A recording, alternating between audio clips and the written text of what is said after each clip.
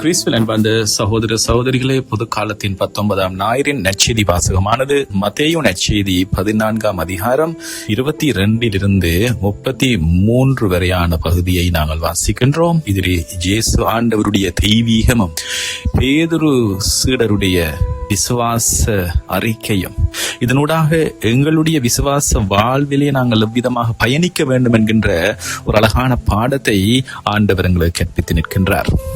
இந்த வாசகத்தினுடைய சூழல் பின்னணி என்னவென்று சொல்லி நாங்கள் ஆராய்ந்து பார்க்கும் பொழுது, அன்பார்ந்தவர்களே, ஆண்டவர் இயேசு 5000க்கும் அதிகமான மக்களுக்கு உணவளித்த அந்த மாபெரும் அற்புதத்தை நிகழ்த்திய உடனே அதன் பின்னரே இந்த நிகழ்வு இடம்பெறுகின்றது. மக்கள் இயேசுவை ஒரு உலகளாவிய அரசியல் அரசராக்க விரும்பிய சூழல் அது. இயேசு சீடர்களை உடனே படகேறி அக்கறைக்கு செல்ல கட்டாயப்படுத்துகின்றார்.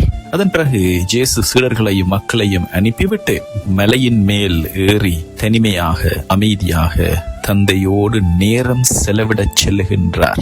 அன்பார்ந்தவர்களே, இந்த உறவு என்பது, தந்தையோடு அவர் கொண்டிருந்த அந்த உறவு என்பது இயேசு ஆண்டவருடைய வாழ்விலே முதன்மை முன்னுரிமை பெறுகின்றது என்பதை நாங்கள் இந்த வேளையிலே புரிந்து கொள்ள வேண்டும். தொடர்ந்து நாங்கள் பார்க்கும் பொழுது, இரவின் 4ஆம் காவல் வேளை என்கின்ற அந்த நேரம், அது ஏறத்தாழ ரோமானிய நேர கணக்கீட்டின்படி அதிகாலை 3 மணி முதல் 6 மணி வரையான இந்த நேரத்திலே, அதாவது விடியலுக்கு முந்திய மிக இருண்ட கடுமையான ஒரு நேரத்திலே சீடர்கள் இரவு முழுவதும் சுமார் 8-9 மணி நேரம் புயலிலும் அலைகளிலும் சிக்கி போராடி கொண்டிருக்கின்ற அந்த தருவாயிலே ஆண்டவர் இயேசு கடலின் மீது நடந்து அவர்கள் இருந்த அந்த இடத்திற்கு செல்லுகின்றார். சீடர்கள் இயேசுவை அடையாளம் காணாமல் கடலின் மீது நடந்து வருவது பேய் என்று அச்சத்தால் அலரும் பொழுது, இயேசு துணிவோடிருங்கள், நான் தான், அஞ்சாதீர்கள் என்று அவர்களை உறுதிப்படுத்துகின்றார், தன்னை வெளிப்படுத்துகின்றார். எவ்விதமாக வேதாகமத்திலே முட்புதரில் மோயிசனுக்கு கடவுள் தம் பெயரை வெளிப்படுத்திய பொழுது பயன்படுத்திய நான் இருக்கின்றவராக இருக்கின்றேன், ஐ ஆம் ஏகோ எமி என்ற அதே தெய்வீக பெயரை இயேசு இங்கு பயன்படுத்துவதை நாங்கள் காணலாம். நான் தான், இருக்கின்றவராக இருக்கின்றவர் நான் தான், ஈகோ எமி, ஆகவே அஞ்சாதீர்கள். அன்பார்ந்தவர்களே, பழைய ஏற்பாட்டோடு இருக்கின்ற ஒரு தொடர்பை நாங்கள் பார்க்கும் பொழுது, யோபு நூலிலே 9ஆம் அதிகாரம் மட்டிலே விதமாக நாங்கள் காண்கின்றோம். கடவுள் ஒருவரே கடவுளின் அலைகள் மீது நடப்பவர். இயேசு கடல் மீது நடப்பதன் மூலம் இயற்கைக்கும் கடலுக்கும் மேலான இறைமகன் என்பதை அவர் பிரகடனம் செய்கின்றார். அந்த வேளையிலே நாங்கள் பார்க்கிறோம், அன்பார்ந்தவர்களே, பேதுருவினுடைய துணிச்சலை, ஆண்டவரை நீர்தாம் என்றால் நானும் கடல் மீது நடந்து உம்மிடம் வர ஆணையிடும் என்கிறார். இயேசுவும் அவரை அவருடைய துணிச்சலை கண்டு, விசுவாசத்தை கண்டு வா என்றவுடன் பேதுரு மனித ஆற்றலுக்கு அப்பால்பட்ட ஒரு காரியத்தை அவர் செய்கின்றார். தண்ணீரின் மீது நடக்க தொடங்குகின்றார். இயேசு ஆண்டவரை அவர் உற்று நோக்கியவராக அவர் தண்ணீரின் மீது நடக்கின்றார். ஆனால் நாங்கள் தொடர்ந்து பார்க்கும் பொழுது, சுற்றி இருந்த பெருங்காற்றையும் கடலின் அலையையும் அவர் கண்ட பொழுது அவருடைய பார்வை ஆண்டவர் இயேசுவை விட்டு விலகி சுற்றி இருந்த அந்த பெரிய அபாயத்தின் மீது சென்ற பொழுது அவர் மூழ்க தொடங்குகின்றார். பேதுருவின் கவனம் இயேசுவை விட்டு விலகி, அன்பார்ந்தவர்களே, எங்கள் வாழ்விலும் எங்களுடைய நோக்கம், எங்களுடைய கவனம் ஆண்டவர் இயேசுவை விட்டு விலகி எமக்கு முன்னே இருக்கின்ற பெருங்காற்றின் மீது, அலையின் மீது, பிரச்சனையின் மீது திரும்புகின்ற ஒவ்வொரு நொடியிலும் நாங்கள் மூழ்க தொடங்குகின்றோம். அன்பார்ந்தவர்கள், அந்த மூழ்கும் தருவாயிலே பேதுரு அலறிய அந்த ஜெபம், ஆண்டவரை என்னை காப்பாற்றும் என்பது வேதாகமத்திலே இருக்கின்ற மிகவும் குறுகிய ஆனால் வல்லமையுள்ள ஒரு ஜெபம்.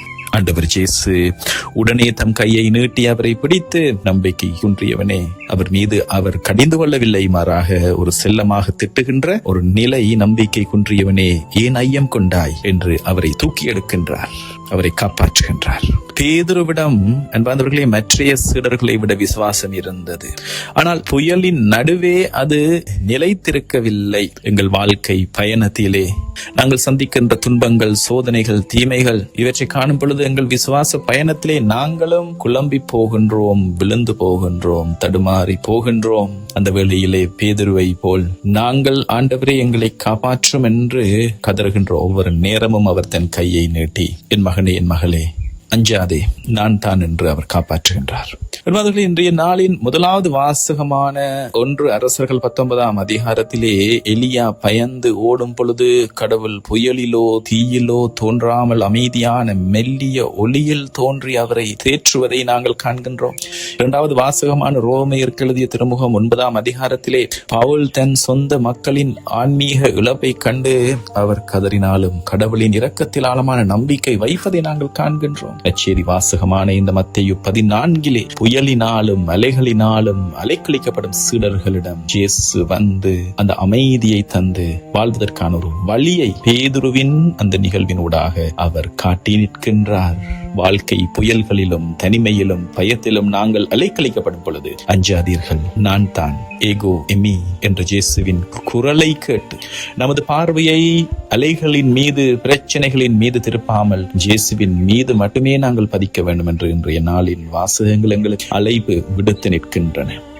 இந்த மத்தேயு 14ஆம் அதிகாரம் 28 31 நடக்கின்ற இயேசு ஆண்டவருக்கும் சீடர் பேதுருவுக்கும் இடையே நடக்கின்ற இந்த உரையாடல் விவிலியத்திலே இருக்கின்ற ஒரு ஆழமான இறையியல் உண்மைகளை வெளிப்படுத்துகின்ற ஒரு பகுதியாகும். இதனை நாங்கள் வரிக்கு வரி நாங்கள் சற்று ஆராய்ந்து பார்த்தோம் என்று சொன்னால், இந்த புவியியல் பின்னணி என்பது மிக முக்கியமாக நாங்கள் பார்க்க வேண்டிய ஒரு விடயம். கல்லியா கடல் என்பது இது கடல் மட்டத்திலிருந்து சுமார் 215 மீட்டர் கீழே உள்ள ஒரு நன்னீர் ஏரியா.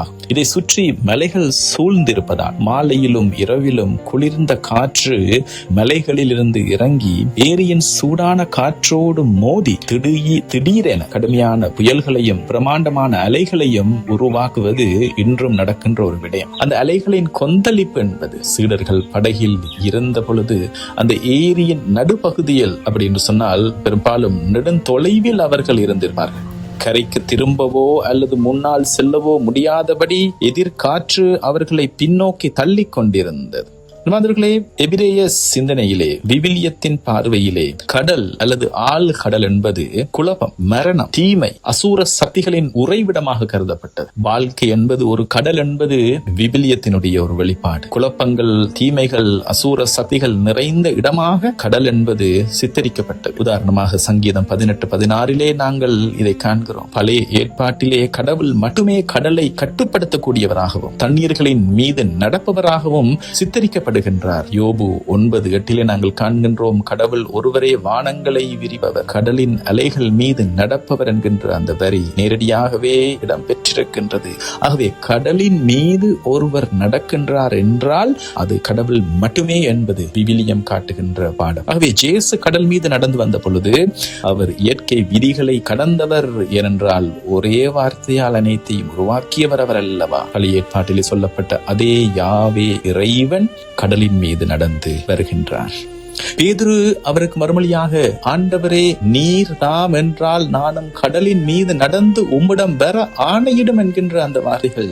ஆண்டவரே, நீர் தாம் என்றால் பேதுரு இயேசுவின் வல்லமை சந்தேகிக்கவில்லை. மாறாக தன் கண் முன்னே நிற்பது உண்மையிலேயே ஆண்டவர் இயேசு தான் என்பதை அவர் உணர்கிறார், நம்புகின்றார். ஆகவே நீர் தான் என்றால் நானும் கடல் மீது நடந்து வர விரும்புகின்றேன் என்று சொன்ன அந்த வேளையிலே அவர் கடலின் மீது நடக்க தொடங்குகின்றார். ஆண்டவரே, நீர் தண்ணீரை அமைதிப்படுத்தும், அலைகளை அமைதிப்படுத்தும் என்று பேதுரு கேட்கவில்லை. மாறாக நீர் அவ்விதமாக இந்த அலைகளின் மத்தியில் நடந்து வருகின்றீரோ அதே போல நானும் தண்ணீரின் மீது நடந்து வர எனக்கு வரம் தாரும் என்று பேதுரு கேட்கின்றார். ஒரு சீடன் தன் ஆண்டவரை, போதகரை பின்பற்றி அவர் செய்வதை போல அப்படியே செய்ய விரும்புவது யூத மரபின் வெளிப்பாடு. பேதுரு தன் சொந்த பலத்தால் அவர் கடலின் மீது அவர் இறங்கவில்லை. மாறாக இயேசுவின் வார்த்தை, அவருடைய கட்டளை இருந்தால் மட்டுமே நான் தண்ணீரில் நடக்க முடியும் என்று அவர் உணர்ந்திருந்தார். ஆண்டவர் இயேசு அவரை பார்த்து வா என்கிறார். பேதுருவும் படகில் இருந்து இறங்கி இயேசுவை நோக்கி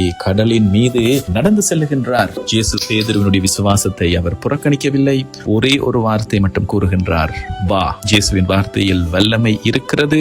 அந்த ஒரே வார்த்தை பேதுருவுக்கு தண்ணீரை திடமான தரையாக மாற்றுகிறது. அவை படகிலிருந்து அவர் இறங்கி இயேசுவை நோக்கி நடந்து செல்லுகின்றார் என்கின்ற அந்த வார்த்தை இறங்கிய உடன் அவர் தாழவில்லை, மாறாக கவனமாக நாங்கள் பார்த்தால் அவர் நடந்து சென்றார். மற்றைய 11 சீடர்களுக்கும் இல்லாத ஒரு துணிச்சல். மற்றைய 11 சீடர்களும் பாதுகாப்பிற்காக படகை பிடித்துக் கொண்டிருந்த பொழுது பேதுரு மட்டும் வீசிய அந்த புயலின் நடுவே படகை விட்டு இறங்கி அந்த இரவு வேளையிலே நடந்து செல்ல துணிகிறார். என்ன அற்புதம்! பேதுரு உண்மையாகவே கடலின் மீது நடக்கின்றார். மனித இயற்பியல் விதிகளுக்கு அப்பால் பட்டு இயேசுவின் மீது பார்வையை பதித்தவராக, மிக முக்கியமாக நாங்கள் கீழ்கோடிட வேண்டிய வார்த்தைகள் இவை.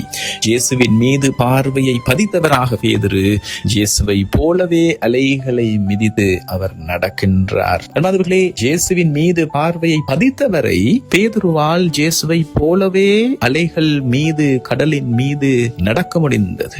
இயற்பியல் விதிகளுக்கு அப்பால் கடந்து அற்புதமான அந்த நிலைக்குள்ளே அவரால் பயணம் செய்ய முடிந்தது. ஆனால் அந்த வேளையிலே நாங்கள் பார்க்கிறோம், அடுத்த வரியாக அப்பொழுது பெருங்காற்று ஒன்று வீசுகின்றது. வீசியதை கண்ட அந்த வேளை கலக்கமுற்ற பேதுரு அஞ்சி அவர் மூழ்க போகின்றோமே என்று பயந்தவராக, ஆண்டவரே என்னை காப்பாற்றும் என்று கத்துகின்றார். அந்த வேளையிலே அவர் மூழ்குகின்றார். அன்பர்களே, பெரும் காற்றை கண்ட அந்த வேளையிலே அவருடைய பார்வை, அவருடைய போக்கஸ் இதுவரை அன்பர்களே, பேதுருவின் பார்வை இயேசுவை விட்டு விலகாமல் இருக்கும் வரை அவரால் நடக்க முடிந்தது. ஆனால் எந்த தருணத்தில் பேதுருவின் பார்வை இயேசுவை விட்டு விலகுகிறதோ அந்த வேளையிலே சுற்றி இருந்த பெருங்காற்றின் மீதும் அலைகளின் மீதும் திரும்பிய அந்த தருணத்தில் அவர் மூழ்க தொடங்குகின்றார். ஒரு ஆழமான ஆன்மீக பாடத்தை ஆண்டவர் இந்த இடத்திலே எமக்கு கற்பித்து நிற்கின்றார். நாம் பிரச்சனைகளை, பெருங்காற்றுகளாக, புயல்களாக எங்கள் வாழ்க்கையில் எங்களை சூழ்ந்திருக்கின்ற பிரச்சனைகளையும் சவால்களையும் நாங்கள் பார்த்து கொண்டே இருந்தோம் என்று சொன்னால் பயமும் வீழ்ச்சியும் நிச்சயமாக உண்டு. ஆனால் மாறாக இயேசுவை நோக்கி இருக்கும் பொழுது மட்டும்தான் எங்கள் வாழ்க்கையில் அற்புதங்கள் நடக்கும். அவருடைய பார்வை கவனம் சிதறும் வேளையிலே அவர் மூழ்க தொடங்குகின்றார். அந்த வேளையிலே அவர் சிறுக சிறுக மூழ்க தொடங்குகின்ற வேளையிலே பேதுருவினுடைய அந்த அழைவு, அந்த செபம் அழகான ஒரு பாடத்தை நமக்கு கற்றுத்தருகின்றது. ஆண்டவரே என்னை காப்பாற்றும் என்பது கிரியே எலைசோன் என்று கிரேக்க மொழியிலே வருகின்ற அந்த வார்த்தைகள், லார்ட் சேவ் மீ என்பது தன்னுடைய பலவீனத்தை உணர்ந்த அந்த தருணத்திலே இயேசு ஆண்டவரை அவர் அழைக்கின்றார். வேதாகமத்தில் இருக்கின்ற மிக குறுகிய, மிக ஆழமான ஒரு அவசர ஜெபம் இது.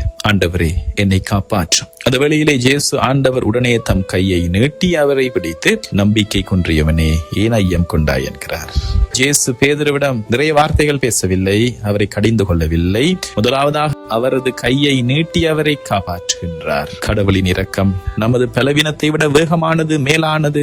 ஒலிகோ பிஸ்தோஸ், O you of little faith என்கின்ற அந்த வார்த்தை நம்பிக்கையற்றவன் என்று சொல்லவில்லை. நோ ஃபெய்த், நம்பிக்கையற்றவன் என்று சொல்லவில்லை, மாறாக குறைந்த விசுவாசம் உள்ளவனே என்று செல்லமாக கடிந்து கொள்ளுகின்றார்.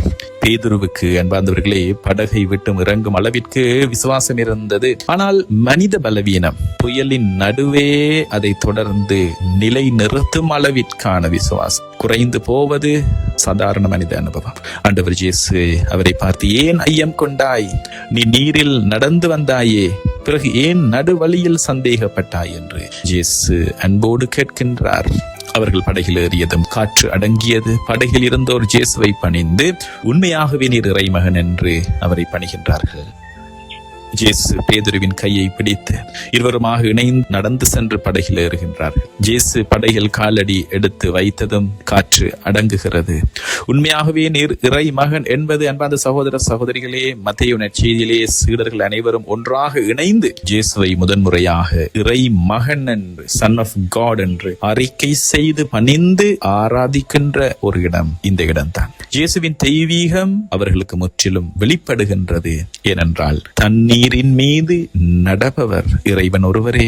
வாழ்வியல் பயன்பாடாக உங்கள் வாழ்க்கையில் பிரச்சனைகள் நிச்சயமாக உண்டு. இந்த கரையிலிருந்து மறு கரை வரை நாம் கடக்கும் வரை கடலின் கொந்தளிப்பும் புயலும் வேகமான காற்றும் நிச்சயமாக எங்கள் வாழ்க்கையில் உண்டு. ஆனால் பிரச்சனைகள் எவ்வளவு பெரிதாக இருந்தாலும் நம் கவனம் முழுவதும் பிரச்சனைகளின் மீது அல்ல, மாறாக இயேசு ஆண்டவரின் மீது இருக்கும் வரைக்கும் மட்டும்தான் நாம் மூழ்காமல் செல்ல முடியும் என்கின்ற ஒரு ஆழமான பாடத்தை ஆண்டவர் என்று நமக்கு கற்றுத் தருகின்றார். நிச்சயமாக நாங்கள் எங்கள் வாழ்க்கையிலே தடுமாறுகின்ற வேளைகள் வரும். விசுவாசத்திலே பலவீனப்பட்டு மூழ்கும் தருணங்கள் நிச்சயமாக வரும். அந்த வேளையிலே நாங்கள் ஆண்டவரே என்னை காப்பாற்றும் என்று கூப்பிட வேண்டும். கூப்பிடுகின்ற ஒவ்வொரு தருணமும் இயேசுவின் கை அற்புதமான ரீதியாக எம் மீது நீட்டப்படும். இயேசுவின் கையை நாம் உடனடியாக பற்றி கொண்டு அவர் நம்மை தூக்கி எடுப்பதற்கு நாம் இடம் கொடுக்க வேண்டும்.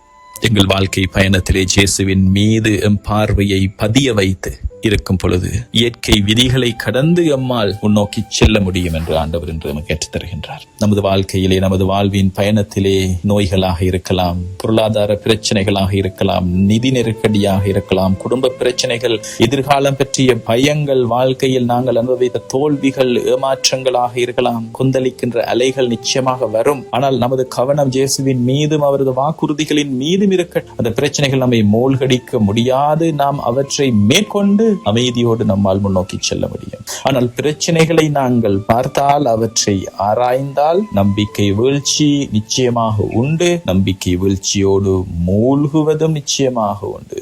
பல வேளைகளிலே அன்பார்ந்தவர்களே, எங்கள் வாழ்க்கை பயணத்தை நாங்கள் நன்றாக தொடங்குவோம். ஆனால் சோதனைகளும் வேதனைகளும் எங்கள் வாழ்க்கையிலே அதிகரிக்க ஆண்டவரே நீர் எங்கே இருக்கிறீர்? ஐயோ, பிரச்சனை இவ்வளவு பெரிதாக இருக்கிறதே என்று பிரச்சனையின் அளவை சிந்திக்க தொடங்க அதை பற்றி நாங்கள் இன்னும் அதிகமாக ஆராய முதலாவதாக எம்மை விட்டு விலகி செல்வது நமது நம்பிக்கை, நமது விசுவாசம். அந்த நம்பிக்கையும் விசுவாசமும் தளர்ந்து போவது நிச்சயமாக உறுதி. நாம் பிரச்சனையை பெரிதாக பார்க்கும் பொழுது கடவுள் நமக்கு சிறியவராக தோன்றுவார். கடவுளை பெரிதாக பார்க்கும் பொழுது பிரச்சனைகள் சிறிதாக மாறுகின்றன. அது மட்டுமல்ல, விசுவாசம் குறையும் பொழுது இறைவனால் கூட பல வேளைகளில் எங்கள் வாழ்க்கையில் செயல்பட முடியாமல் செல்லுகின்றது. என்பவர்களே, இன்றைய உலகிலே எதிர்காலம் பற்றிய கவலைகள் என்னும் புயலிலே பலர் மூழ்கி இருக்கின்றார்கள். எனக்கு வேலை கிடைக்குமா, என் குடும்பத்தின் நிலை என்னாகும், என் நோய் குணமாகுமா என்கின்ற அந்த பெருங்காற்றை மட்டுமே பார்த்து கொண்டிருந்தால் நாம் மன அழுத்தத்தில் நிச்சயமாக மூழ்கிவிடுவோம். ஆனால் என்னை அழைத்தவர் உண்மையுள்ளவர். நான் நம்புகின்ற இறைவன் என்னை வழி நடத்துகின்றார். அவருடைய பாதுகாக்கும் கரம் என்றும் என்னோடு இருக்கின்றது. தீயவனுடைய திட்டத்தின்படி அவனுடைய கண்ணிகளிலே, அவனுடைய வலையிலே நான் சிக்கியதால் நான் விழுந்திருக்கிறேன். ஆனால் இறைவன் எனக்காக வைத்திருக்கிற திட்டம் மிக பெரியது. அவர் என்னை ஒரு பொழுதும் அழிய விட மாட்டார் என்று சொல்லி நாம் அவர் மீது என்னுடைய ஆழமான நம்பிக்கையை வைக்கும் பொழுது, இறை வார்த்தையை இறுக்கமாக பற்றி கொண்டு ஆண்டவர் இயேசுவோடு நான் பயணிக்கும் பொழுது, என் வாழ்க்கையில் என்னதான் தடைகளும் எதிர்காற்றுகளும் புயல்களும் வந்தாலும் எம்மால் முன்னோக்கி செல்ல முடியும். இயேசுவின் முகத்தை உற்று பார்த்து கொண்டு, அவருடைய கைகளை பிடித்துக் கொண்டு, தவறுகின்ற தருணங்களிலே ஆண்டவரை என்னை காப்பாற்றும் என்று அவருடைய கரங்களை பிடித்துக் கொண்டு நாங்கள் முன்னோறி செல்ல வேண்டும் என்று சொல்லி ஆண்டவர் இன்று எம்மை அழைத்து நிற்கின்றார். என்பாந்தவர்களே, எம் வாழ்க்கை பிரச்சனைகளை விட இயேசு ஆண்டவர் பெரியவர். உங்கள் வாழ்க்கை புயலின் சத்தத்தை விட இயேசுவின் நான் தான் அஞ்சாதீர்கள் என்ற வார்த்தையின் ஒலி, அந்த சத்தம் உங்கள் காதுகளில் அதிகமாக ஒலிக்கட்டும். பிரச்சனைகளின் இரைச்சலை விட ஆண்டவரினுடைய குரலை கேட்க தினமும் நாம் அந்த அமைதியான இடத்தை தேடிச் செல்வோம். பிரச்சனைகளுடைய உக்கிரத்தையும் வேகத்தையும் அதனுடைய பெருமளவையும் ஆராய்ந்து பார்ப்பதை விடுத்து ஆண்டவர் இயேசுவினுடைய முகத்தை தேடுவோம். சில வேளையிலே மனித பலவீனத்தினால் நாங்கள் மூழ்குவதாக உணர்கின்ற வேளையிலே, ஏன் நான் மூழ்குகிறேன் என்று யோசிப்பதை விட்டு நான் யாரை நோக்கி பார்க்க வேண்டும்? ஆண்டவர் இயேசுவை நான் நோக்கி பார்க்க வேண்டும் என்று சொல்லி ஆண்டவர் நமக்கு கற்றுத் தருகின்ற இந்த பாடத்தில் இருந்து திணறுகின்ற தருணங்களிலே, ஆண்டவரே என்னை காப்பாற்றும் என்று கதறி அவரை இறுக்கமாக பற்றுவோம். வாழ்க்கையில் நிச்சயமாக புயல்கள் உண்டு, தடைகள் உண்டு, சவால்கள் உண்டு. இந்த கரையிலிருந்து மறு கரை அடையும் வரை அவை நிச்சயமாக உண்டு. அந்த பிரச்சனைகள் புயல்கள் ஊடாக நாங்கள் முன்னோக்கி செல்ல ஆண்டவர் இயேசுவினுடைய முகத்தை உற்று பார்த்தவர்களாக நாங்கள் நடக்க வேண்டும் என்று ஆண்டவர் இயேசு இன்று எம்மை அழைத்து நிற்கின்றார்.